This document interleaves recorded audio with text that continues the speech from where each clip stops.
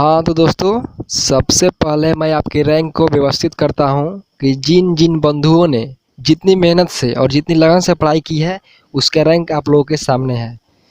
तो देखिए, first rank पे है प्रिय श्रीवास्तव एवं छोटन कुमार, सेकेंड रैंक पे है मुकेश कुमार, थर्ड रैंक पे है चंदन कुमार एवं रागिनी कुमारी। तो दोस्तों, आप लोग इसी प्रकार से पढ़ाई करते रहिए और अपने अपने रैंक को आप लोग प्रयास कीजिए कि ज़्यादा से ज़्यादा आए और फर्स्ट रैंक पाएँ। तो दोस्तों, आपका नेक्स्ट चैप्टर है 9, जन जन का चेहरा एक। तो दोस्तों, हम आते हैं क्वेश्चन की तरफ। क्वेश्चन 1, जन जन का चेहरा एक शीर्षक कविता किसकी रचना है? दोस्तों, आपका क्वेश्चन कह रहा है जन जन का चेहरा एक शीर्षक किसकी रचना है? तो देखिए ऑप्शन ए रघुवीर Sahay, option B Gajanan Madhav Muktibodh, option C Jaishankar Prasad, option D Ashok Vajpeyi. तो बताइए दोस्तों, इसका क्या आंसर होगा? तो दोस्तों, इसका आंसर बी होगा, गजानन माधव मुक्तिबोध। तब आते हैं हम नेक्स्ट क्वेश्चन 2 पर। गजानन माधव मुक्तिबोध का जन्म कहाँ हुआ था? दोस्तों, हम लोग का क्वेश्चन कह रहा है गजानन माधव मुक्तिबोध का जन्म किस स्थान पर हुआ था? तो ऑप्शन देखिए, option A Bihar, option B Delhi, option C Chhattisgarh, option D Punjab. तो बताइए दोस्तों, इसका क्या आंसर होगा? तो दोस्तों, इसका आंसर सी होगा, छत्तीसगढ़। गजानन माधव मुक्तिबोध का जन्म छत्तीसगढ़ में हुआ था। तो आते हैं हम नेक्स्ट क्वेश्चन 3 पर। मुक्तिबोध ने किस विश्वविद्यालय से एमए किया? दोस्तों, हम लोगों का क्वेश्चन कह रहा है मुक्तिबोध ने किस विश्वविद्यालय से एमए किया, मतलब वो एमए किए और पढ़ाई किए और आगे बढ़े। तो क्वेश्चन ऑप्शन देखिए, ऑप्शन ए दिल्ली विश्वविद्यालय, ऑप्शन बी इलाहाबाद विश्वविद्यालय, ऑप्शन सी रांची विश्वविद्यालय, ऑप्शन डी नागपुर विश्वविद्यालय। तो बताइए दोस्तों, इसका क्या आंसर होगा? तो दोस्तों, इसका आंसर डी होगा, नागपुर विश्वविद्यालय। दोस्तों, मुक्तिबोध ने नागपुर विश्वविद्यालय से एमए किया। तो आते हैं हम नेक्स्ट क्वेश्चन 4 पर। मुक्तिबोध ने नागपुर से निकलने वाली किस पत्र का संपादन किया? तो ऑप्शन देखिए, option A Saraswati, option B आज़ादी, ऑप्शन सी नया खून, ऑप्शन डी इनमें से कोई नहीं। तो बताइए दोस्तों, इसका क्या आंसर होगा? तो दोस्तों, इसका आंसर सी होगा, नया खून। तो आते हैं हम नेक्स्ट क्वेश्चन 5 पर। मुक्तिबोध ने दिग्विजय महाविद्यालय राजनांदगांव में प्राध्यापक के पद पर कब से काम करना प्रारंभ किया? तो दोस्तों, आपका क्वेश्चन कह रहा है मुक्तिबोध ने दिग्विजय महाविद्यालय राजनांदगांव में प्राध्यापक के पद पर कब से काम करना प्रारंभ किया? तो ऑप्शन देखिए, ऑप्शन ए 1956 ईस्वी से, ऑप्शन बी 1958 ईस्वी से, ऑप्शन सी 1960 ईस्वी से, ऑप्शन डी 1962 ईस्वी से। तो बताइए दोस्तों, इसका क्या आंसर होगा? तो दोस्तों, इसका आंसर बी होगा, 1958 ईस्वी से। तो दोस्तों, मुक्तिबोध ने दिग्विजय महाविद्यालय राजनांदगांव में प्राध्यापक के पद पर 1958 ईस्वी से काम करना प्रारंभ किया। तो आगे देखिए नेक्स्ट क्वेश्चन 6। मुक्तिबोध ने नागपुर के प्रकाशन तथा सूचना विभाग में किस रूप से नौकरी की? दोस्तों, आपका क्वेश्चन कह रहा है मुक्तिबोध ने नागपुर से प्रकाशन तथा सूचना विभाग में किस रूप से नौकरी की? तो ऑप्शन देखिए, ऑप्शन ए पत्रकार के रूप में, ऑप्शन बी संवाददाता के रूप में, ऑप्शन सी संपादक के रूप में, ऑप्शन डी इनमें से कोई नहीं। तो दोस्तों, इसका आंसर ए होगा, पत्रकार के रूप में। तो दोस्तों, मुक्तिबोध ने नागपुर के प्रकाशन तथा सूचना विभाग में पत्रकार के रूप में नौकरी की। तो आते हैं हम नेक्स्ट क्वेश्चन 7 पर। मुक्तिबोध निराला किस तरह के कवि हैं? दोस्तों, आपका क्वेश्चन कह रहा है मुक्तिबोध निराला किस तरह के कवि हैं? ऑप्शन ए पलायनवादी, ऑप्शन बी सामान्य, ऑप्शन सी क्रांतिकारी, ऑप्शन डी इनमें से कोई नहीं। तो बताइए दोस्तों इसका क्या आंसर होगा। तो दोस्तों इसका आंसर सी होगा, क्रांतिकारी। मुक्तिबोध के कविता संग्रह का क्या नाम है। दोस्तों आपका क्वेश्चन कह रहा है मुक्तिबोध के कविता संग्रह का क्या नाम है। तो ऑप्शन देखिए, ऑप्शन ए सूरज का मुंह टेढ़ा है, ऑप्शन बी चांद का मुंह टेढ़ा है, ऑप्शन सी चांद का मुंह सीधा है, ऑप्शन डी सूरज का मुंह सीधा है। तो बताइए दोस्तों इसका क्या आंसर होगा। तो दोस्तों इसका आंसर बी होगा, चांद का मुंह टेढ़ा है। तो दोस्तों मुक्तिबोध ने कविता संग्रह चांद का मुंह टेढ़ा है लिखा था। तो आते हैं हम नेक्स्ट क्वेश्चन 9 पर। मुक्तिबोध ने सितारा किसे कहा। दोस्तों आपका क्वेश्चन कह रहा है मुक्तिबोध ने सितारा किसे कहा है। तो ऑप्शन देखिए, ऑप्शन ए नेता को, ऑप्शन बी जनता को, ऑप्शन सी आकाश के तारे को, ऑप्शन डी इनमें से कोई नहीं। तो बताइए दोस्तों इसका क्या आंसर होगा। तो दोस्तों इसका आंसर बी होगा, जनता को। तब आते हैं हम नेक्स्ट क्वेश्चन 10 पर। मुक्तिबोध के अनुसार ज्वाला कहाँ से उठती है। दोस्तों आपका क्वेश्चन कह रहा है मुक्तिबोध के अनुसार ज्वाला मतलब आग कहाँ से उठती है। तो ऑप्शन देखिए, ऑप्शन ए जनता से, ऑप्शन बी आग से, ऑप्शन सी ज्वालामुखी से, ऑप्शन डी इनमें से कोई नहीं।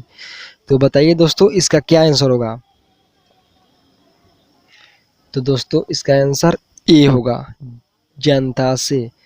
तब आते हैं हम नेक्स्ट क्वेश्चन 11 पर।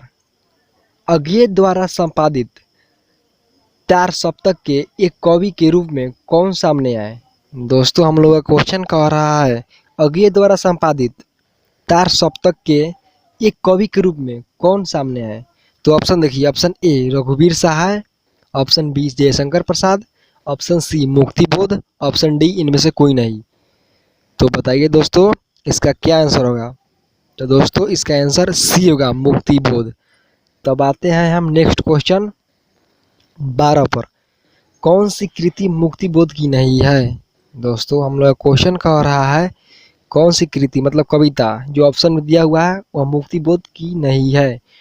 तो ऑप्शन देखिए, चांद का मुंह टेढ़ा है, ऑप्शन बी भूरी भूरी खाक भूल, ऑप्शन सी सतह से उठता आदमी, ऑप्शन डी बिखरे मोती। तो बताइए दोस्तों इसका क्या आंसर होगा। तो दोस्तों इसका आंसर डी होगा, बिखरे मोती। तो आते हैं हम नेक्स्ट क्वेश्चन 13 पर। तो ऑप्शन देखिए, ऑप्शन ए इतिहास और संस्कृति, option B Chandragupta, option C काठ का सपना, ऑप्शन डी विपात्र। तो बताइए दोस्तों इसका क्या आंसर होगा। तो दोस्तों इसका आंसर बी होगा, चंद्रगुप्त। तब आते हैं हम नेक्स्ट क्वेश्चन 14 पर। कौन सी रचना मुक्तिबोध की है। दोस्तों आपका क्वेश्चन कह रहा है जो ऑप्शन में दिया गया है रचना वह मुक्तिबोध की है। तो ऑप्शन देखिए, option A Sursagar, option B Vinay Patrika, option सी कामायनी एक पूर्ण विचार, ऑप्शन डी मुकुल। तो बताइए दोस्तों इसका क्या आंसर होगा।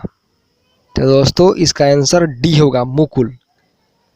तब आते हैं हम नेक्स्ट क्वेश्चन 15 पर। एक साहित्य की शायरी किसकी रचना है। दोस्तों आपका क्वेश्चन कह रहा है एक साहित्य की शायरी किसकी रचना है। तो ऑप्शन देखिए, option A Agyeya, option B Nirala, option C Muktibodh, option D रघुवीर सहाय। तो बताइए दोस्तों इसका क्या आंसर होगा। तो दोस्तों इसका आंसर सी होगा, मुक्तिबोध। तब आते हैं हम नेक्स्ट क्वेश्चन 16 पर। मुक्तिबोध के पिता का क्या नाम था। दोस्तों आपका क्वेश्चन कह रहा है मुक्तिबोध के पिता का क्या नाम था। तो option A Rituraj Muktibodh, option B Sundarraj Muktibodh, option C Madhavraj Muktibodh, option D Gajraj Muktibodh. तो बताइए दोस्तों इसका क्या आंसर होगा। तो दोस्तों इसका आंसर सी होगा, माधवराज मुक्तिबोध। तब आते हैं हम नेक्स्ट क्वेश्चन 17 पर। कौन सी रचना मुक्तिबोध की है। दोस्तों आपका क्वेश्चन कह रहा है जो ऑप्शन में दिया गया है रचना वो मुक्ति बोध की है? तो ऑप्शन देखिए, ऑप्शन ए दीपदान, ऑप्शन बी मुझे चांद चाहिए, ऑप्शन सी भोर का तारा, ऑप्शन डी चांद का मुंह टेढ़ा। तो बताइए दोस्तों इसका क्या आंसर होगा? तो दोस्तों इसका आंसर डी होगा, चांद का मुंह टेढ़ा। तब आते हैं हम नेक्स्ट क्वेश्चन 18 पर। कौन सी रचना मुक्ति बोध की नहीं है? दोस्तों आपका क्वेश्चन कह रहा है कि ऑप्शन में जो दिया गया है कविता और मुक्ति बोध की नहीं है। तो ऑप्शन देखिए, ऑप्शन ए नई कविता का आत्मसंघर्ष, ऑप्शन बी बिहारी पूर्ण मूल्यांकन, ऑप्शन सी कामायनी एक पूर्ण विचार, ऑप्शन डी भूरी भूरी खाक धूल। तो बताइए दोस्तों इसका क्या आंसर होगा? तो दोस्तों इसका आंसर बी होगा, बिहारी का पूर्ण मूल्यांकन। तब आते हैं हम नेक्स्ट क्वेश्चन 19 पर। मुक्ति बोध किस सप्तक के कवि थे? दोस्तों आपका क्वेश्चन कह रहा है मुक्ति बोध किस सप्तक के कवि थे? ऑप्शन ए तार सप्तक, ऑप्शन बी दूसरा सप्तक, ऑप्शन सी तीसरा सप्तक, ऑप्शन डी चौथा सप्तक। तो बताइए दोस्तों इसका क्या आंसर होगा? तो दोस्तों इसका आंसर ए होगा, तार सप्तक। तब आते हैं हम नेक्स्ट क्वेश्चन 20 पर। गजानन माधव मुक्ति बोध का जन्म कब हुआ था? दोस्तों आपका क्वेश्चन कह रहा है गजानन माधव मुक्ति बोध का जन्म कब हुआ था? ऑप्शन ए 13 नवंबर 1917 को, ऑप्शन बी 11 सितंबर 1918 को, ऑप्शन सी 22 अक्टूबर 1917 को, ऑप्शन डी 15 दिसंबर 1920 को। तो बताइए दोस्तों इसका क्या आंसर होगा? तो दोस्तों इसका आंसर ए होगा, 13 नवंबर 1917 को। तब आते हैं हम नेक्स्ट क्वेश्चन 21 पर। मुक्ति बोध की माँ का क्या नाम था? दोस्तों आपका क्वेश्चन कह रहा है मुक्ति बोध के माता का क्या नाम था? तो option A Putli Bai, option B Parvati Bai, option C Ambika Bai, option D Radha Bai. तो बताइए दोस्तों इसका क्या आंसर होगा? तो दोस्तों इसका आंसर बी होगा, पार्वती बाई। तो दोस्तों मुक्ति बोध की माँ का नाम पार्वती बाई था। तब आते हैं हम नेक्स्ट क्वेश्चन 22 पर। मुक्ति बोध ने किसका संपादन किया? दोस्तों आपका क्वेश्चन कह रहा है मुक्ति बोध ने किसका संपादन किया? तो ऑप्शन देखिए, ऑप्शन ए आजादी, ऑप्शन बी नया खून, ऑप्शन सी कर्मवीर, ऑप्शन डी सरस्वती। तो बताइए दोस्तों इसका क्या आंसर होगा? तो दोस्तों इसका आंसर बी होगा, नया खून। तब आते हैं हम नेक्स्ट क्वेश्चन 23 पर। कौन सी कृति मुक्ति बोध की है? दोस्तों हम लोग क्वेश्चन कह रहा है कौन सी कृति, मतलब जो ऑप्शन में दिया गया है कविता वो मुक्ति बोध की है। तो ऑप्शन ए चांद का मुंह टेढ़ा है, option B Rasta Idhar Se, option C Khandita, option D Draupadi.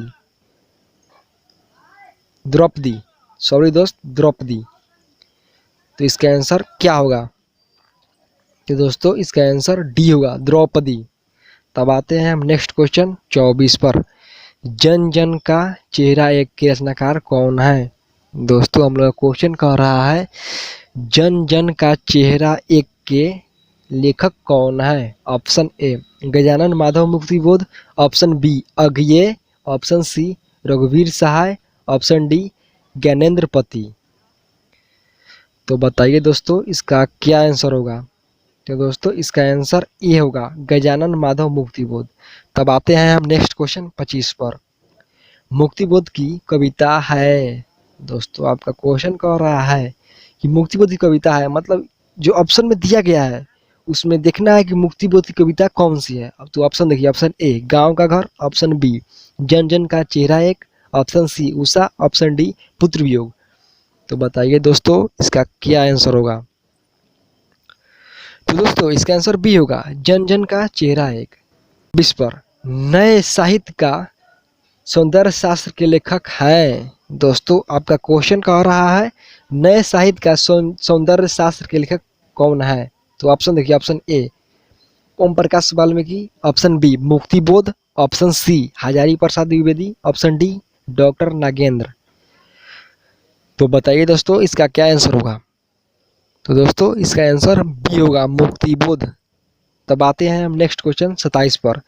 Kamayani एक पूर्ण विचार की रचयिता है। दोस्तों हमारा क्वेश्चन कह रहा है कमायनी एक पूर्ण विचार की रचयिता है। Option A doctor Nagendra, option B doctor Ramvilas Sharma, option C Muktibodh, option D Nandu Dulare Vajpeyi. तो बताइए दोस्तों इसका क्या आंसर होगा। तो दोस्तों इसका आंसर सी होगा, मुक्तिबोध। तो इस प्रकार से आप लोगों का ऑब्जेक्टिव खत्म हुआ और इसी प्रकार आप लोग पढ़ाई करते रहिए। हम चाहेंगे कि सब कोई अच्छे से पढ़ाई कीजिए। तो फिर कल मिलते हैं ताज़ा होकर।